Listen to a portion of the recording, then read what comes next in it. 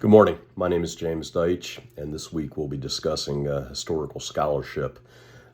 During this week's research, I utilized Project Muse as my database to compile a bibliography of strictly journal articles on my area of focus, which is the role of ethnic Germans in the American Revolutionary War. What I discovered during that research was a series of compilations by Wendy Swick. She is the Military Affairs Command Librarian for the United States Military Academy at West Point, New York.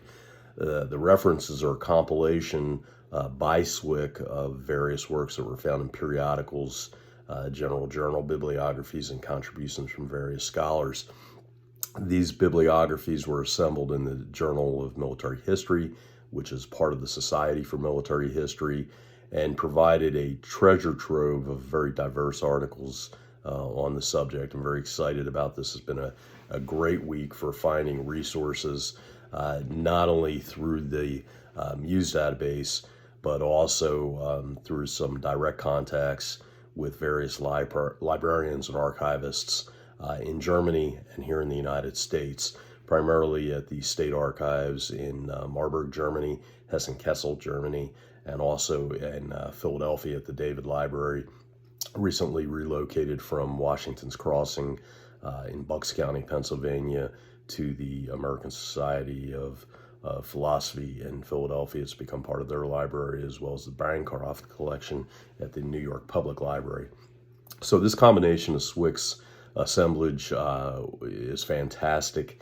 In looking through Project Muse, I was also able to discover quite a bit of book reviews, and just as an aside, I had a recent project where we had to write our own book review of a scholarly work, and so I was not aware of this particular database at the time, but I did find some great reviews by respected scholars. Two in particular were Dr. Friedrich Baer, who recently wrote the book Hessians this year.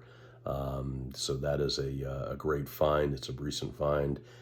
She is a professor of history at the University of Pennsylvania, Abington in Philadelphia, and also reviews by Dr. Gregory Irwin, who is a professor of history at Temple University, also in Philadelphia. So some great insight, some fresh, unique perspectives, and also an opportunity to take a look at potential fallacies and inconsistencies on the historiography of this subject. One of the things that I mentioned in my discussion question last week, and we had some good discussion with a couple of my classmates on, was the problem with primary sources. And I think a couple people found my comments on that initially disturbing, so I'll expand on that a little bit because I've had a great opportunity to look through these bibliographic sources here and find, again, inconsistencies. And that is part of the responsibility of us as historians, is to determine where are the fallacies, where are the folklore and myth in the historical narratives.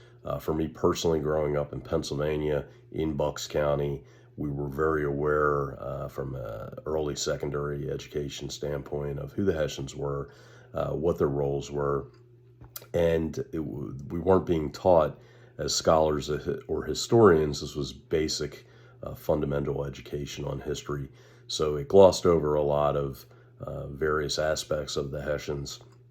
And again, I keep returning to the idea of fallacies.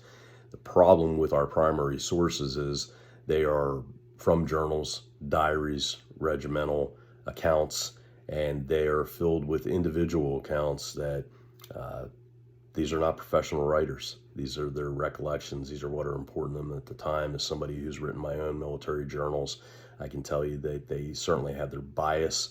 They were in the moment, and you've got to take that into account when you're using them to ensure that you are presenting something accurately.